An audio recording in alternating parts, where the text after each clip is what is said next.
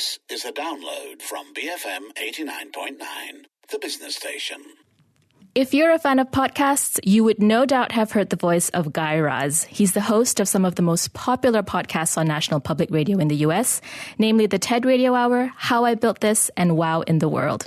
He joins me on the show today, all the way from California. Welcome to the show, Guy. Thanks so much for speaking with us. Malaysian audiences would be most familiar with your work on the TED Radio Hour, which is also syndicated on BFM.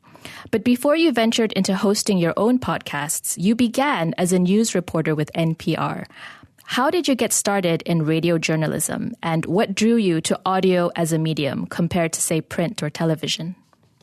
Yeah.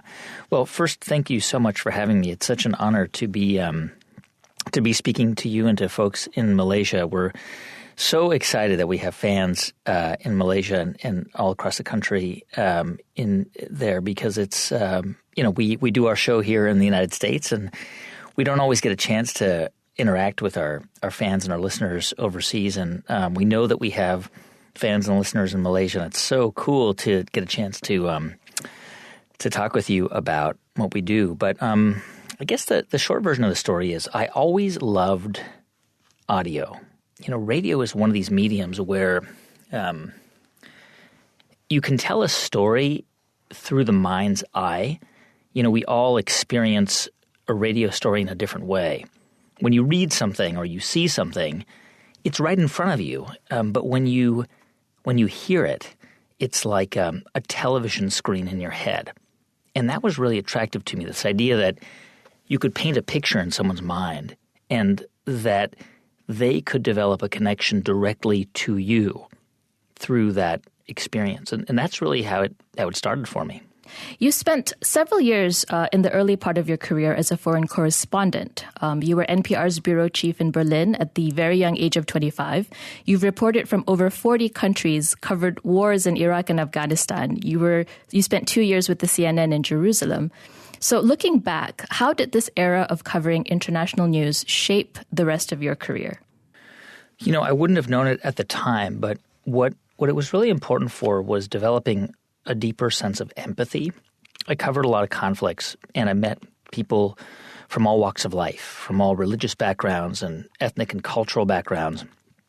I grew up in California, and I grew up in a pretty diverse community, but everybody was American, or their parents might have been immigrants, but the children were American. And being overseas and learning about how people live, how they love, and how they experience the world, it opened my eyes, but it also kind of reassured me that there are so many commonalities. You know, people love their children and their families in exactly the same way. It doesn't matter if you're in a village in Afghanistan or in Berlin. And when I was overseas and I was able to experience people in sometimes very challenging environments, war zones, conflict zones, you're able to sort of see the depth of both human depravity and human generosity.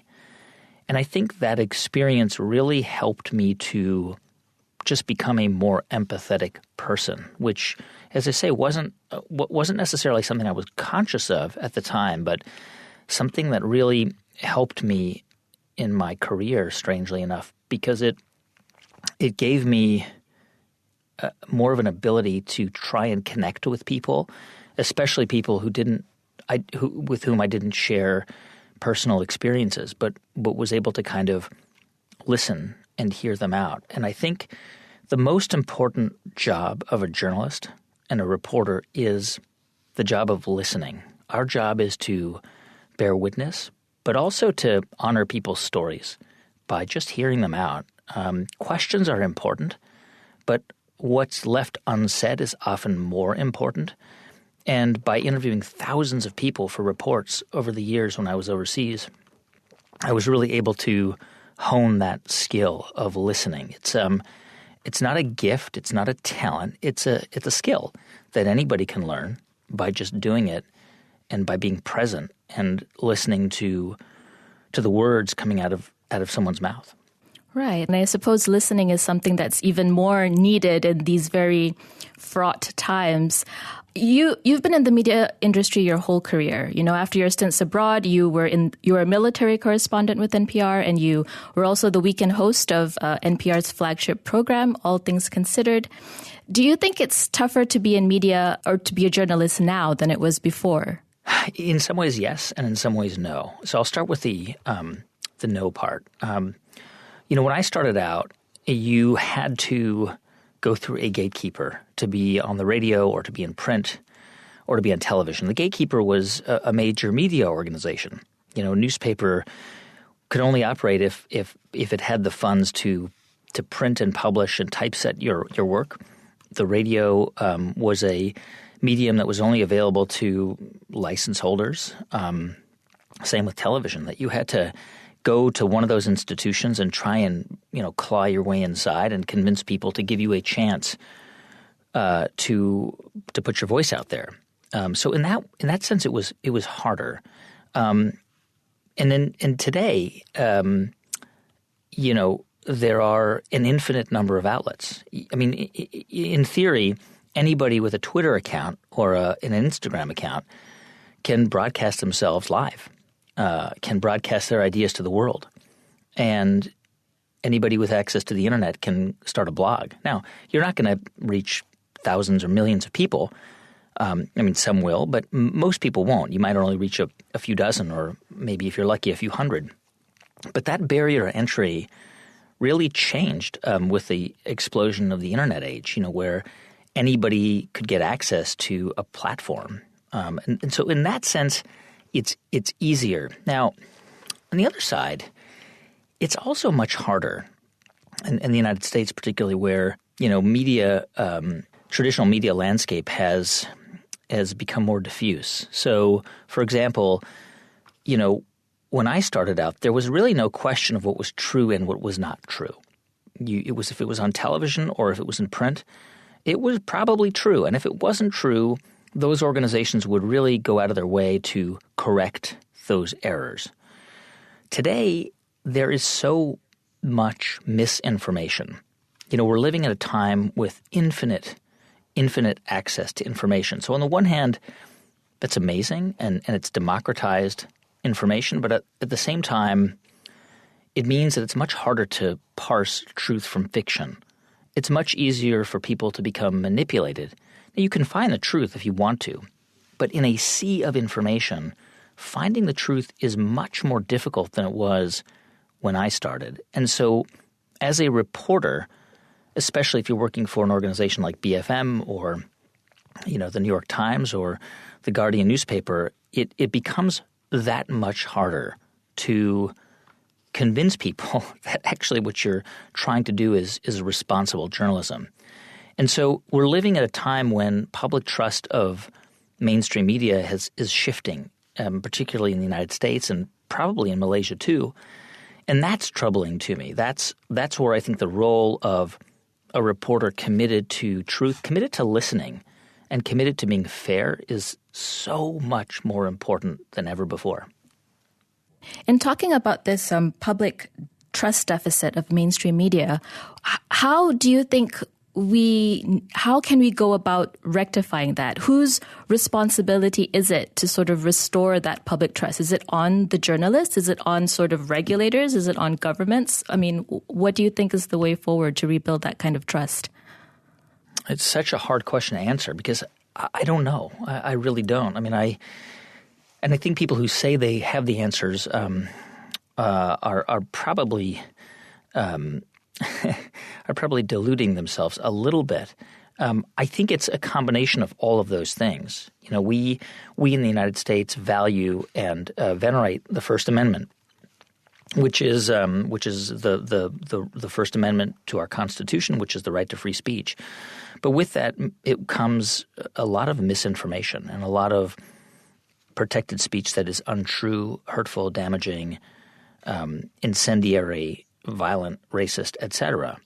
What do you do about that in a country that values unlimited, unrestricted speech? Some people don't want to talk about how you regulate speech because they fear that once you start to regulate hateful speech or untrue speech, you begin to regulate the truth as well.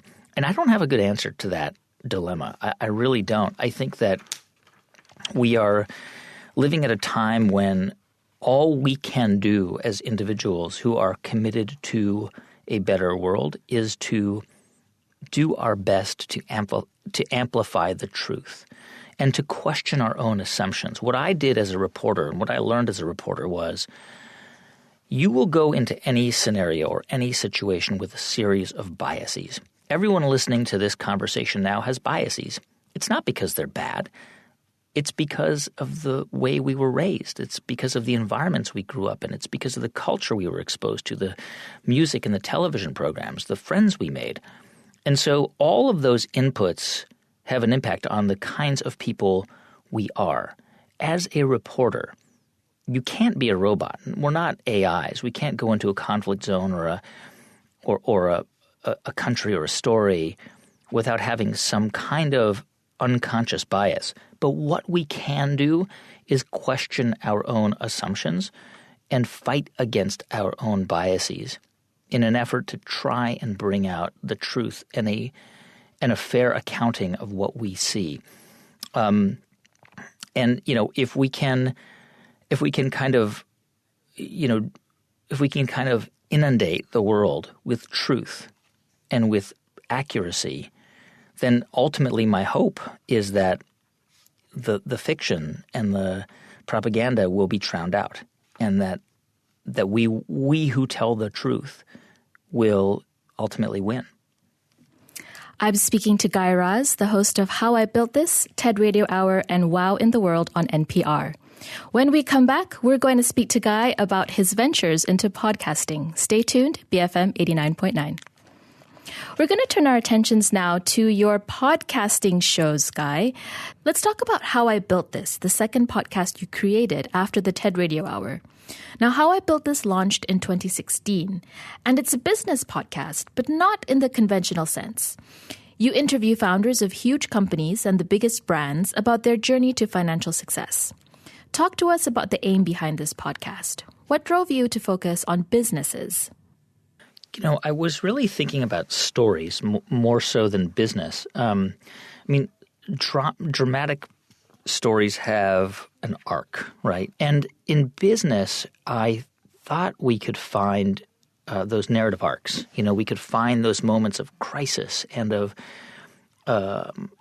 triumph and of sadness and of loss and of sacrifice and of joy, all within the arc of founding a business. And so that's really how it started. It started out, how can we tell dramatic stories and what prism can we tell them through? You can tell some of these stories through other prisms, art and music. But to me, there was something about business that was appealing because, especially when it comes to big businesses and big companies and products that we all know, like Google or Coca-Cola, or Ford or, things that we have a connection to, things that we may like, things that we may not like, but nonetheless affect our lives. And so that's really what I wanted How I Built This to be. It happens to be a business show, but I say happens because it's really about human experiences. And it's really designed to kind of give people a prism into the inner life and lives of other people who are ordinary people, but who manage to create pretty extraordinary things. In an interview with the New York Times recently, you had said that you chose to feature only businesses that you liked on the show. Could you elaborate on your selection process? Yeah, I know what you're talking about. I'm a little uncomfortable with that because it's not entirely accurate. What I think I wish I would have explained a bit better is that, How I Built This is now a very widely listened to show. It has a big audience. And so we feel very acutely our responsibility to this idea of entrepreneurship. And what I mean by that is because we have such a big audience, we also feel like we need to represent the best of what entrepreneurship should be. And so that means that we look for founders who are ethical, who are kind.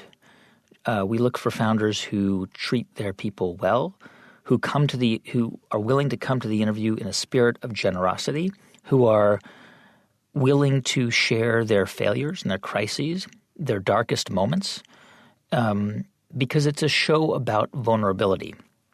And there are certainly many successful business leaders who and founders who just aren't like that. They're not willing to talk about their failures. And so we generally shy away from those founders because we want people listening to feel like they can connect with that person, that they hear that person and they say, that person is like me. I have been, lying on the bathroom floor crying my eyes out because I thought I was a failure.